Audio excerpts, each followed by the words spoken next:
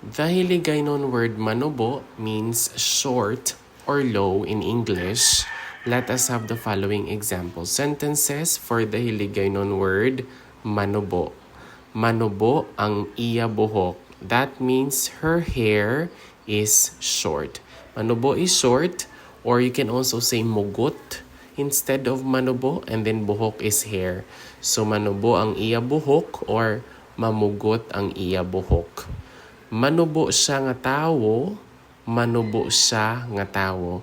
It means that he or she is a short person because the word siya here, which is a pronoun, it refers to he or she. So it means he or she, it's gender neutral.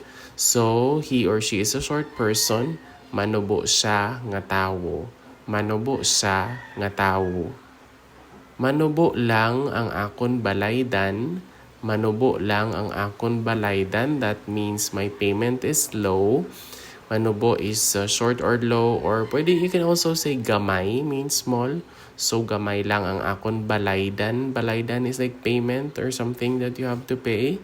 So manubo lang ang akon balaydan or gamay lang ang akon balaydan. Manubo ang balay sa baryo. Manubo ang balay sa baryo. That means the houses in the village are low, meaning like it's not tall, so it's low. Manubo ang balay sa baryo. So balay is a house and then a baryo is a village. Manubo ang balay sa baryo. Manubo ang iya buhok or mugot ang iya buhok. Manubo siya nga tawo. Manubo lang ang akon balaydan. Manubo ang balay sa baryo. So that is for the Hiligaynon word manubo, which means short or low in English.